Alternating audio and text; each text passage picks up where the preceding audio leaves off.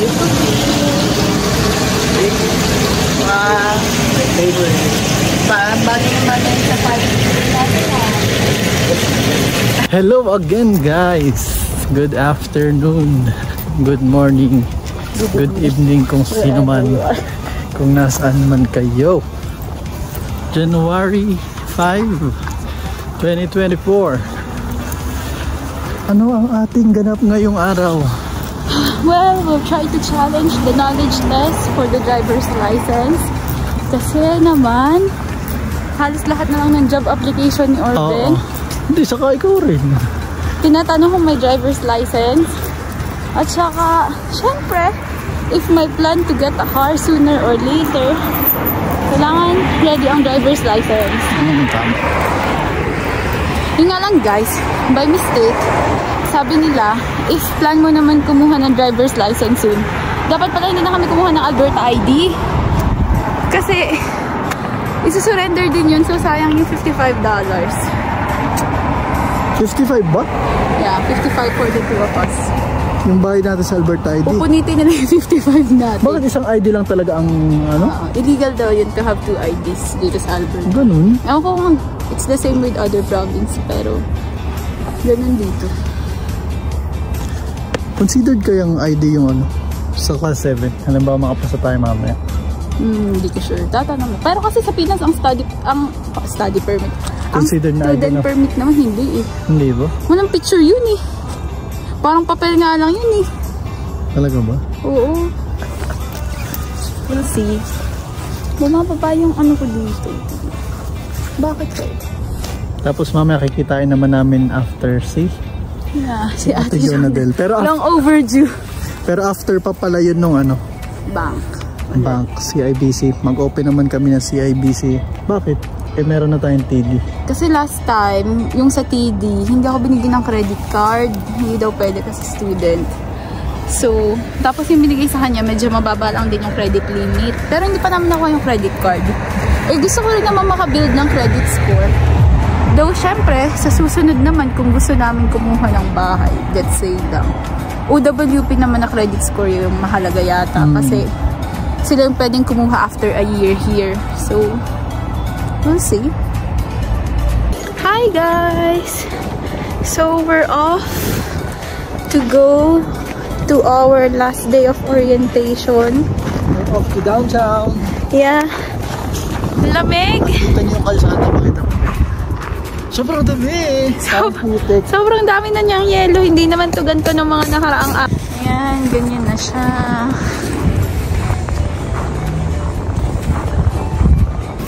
Dito kami guys sa Bubong Valley. Nakapasok ako. Nakapasok ako. Kahit hindi ako taga rito. Dire-diretso lang yun ang technique. Bakit mag-aagdan? Mayroong orientation. Si Boy late na.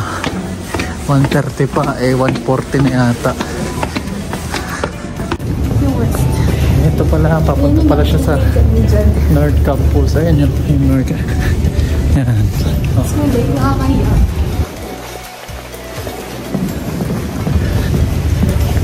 Ito na naman tayo.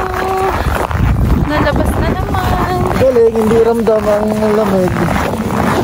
Oh. Actually, hindi ko rin siya masyado ramdam sa legs. Nagdalawa na ako ng heat tech kasi negative 30 na. Ako isa lang, pero Naka-jogger naman kasi siya. naka-jogger. So, Pero malaking tulong ang bonnet sa itong panloob. Pero ako Hindi ko pa kasi nasaran yung jacket. nag-boots na ako kasi ang kapal na ng yelo.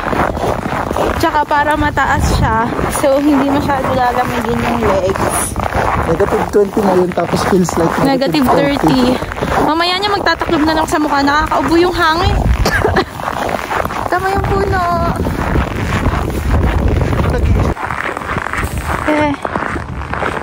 Okay ka lang?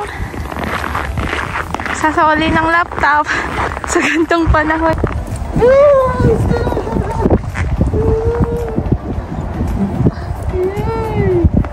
Snowball!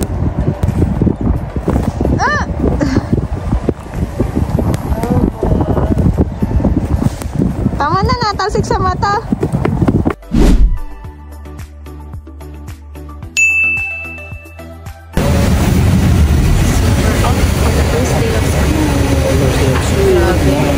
negative 29, pero feels like negative 40. First time, pero hindi namin ramdam dahil maganda yung talagang tamang layering, tama ang sinasabi. Tamang layering lang guys. Dito na kami sa Bow Valley. Feeling estudyante. Feeling estudyante si Boboy. Pasok dire-diretso lang ulit. Dito tayo tatambay. Dito tayo mag-a-apply. Habang nag-aaral siya. Habang nag-aaral si Bossing. Tapos may interview siya ngayon. Dito ba ang ano mo? Ha? 5th floor? Day 4. Successful ang first day of class. Orientation lang naman. Very rare ang nag-discuss. Negative 29 na naman! Feels like Negative 40! keep yourself warm. Pero okay no? Okay talaga dahil ewan ko, sobrang effective ng gloves, itong neck warmer. Tapos syempre yung inner mo, yung jacket, syempre. Punta kami ngayon ng bank for credit card.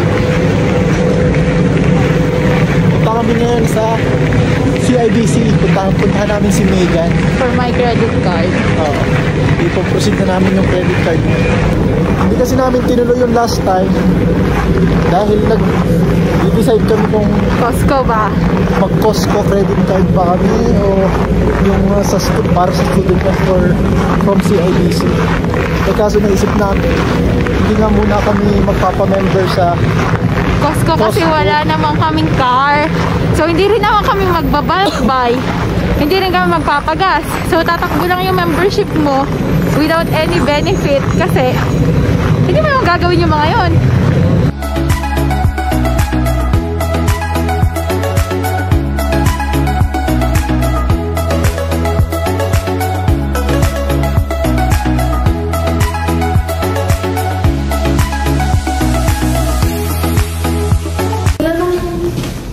Papunta kami guys ngayon sa Chinook Center. Si Ate Shama.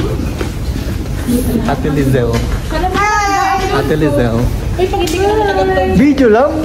Hindi naman record mag-edit.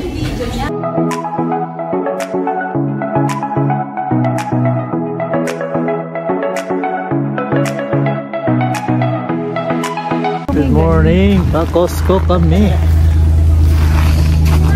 Ito sa Costco, saka sa Superstore. Today is January 14, 2024.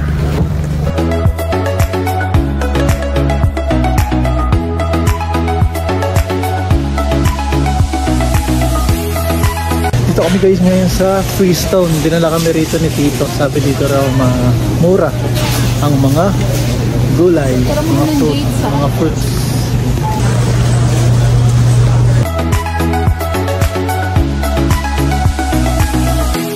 Nakapasok na rin kami sa wakas dito sa Costco dahil kina Tito at sabay kami.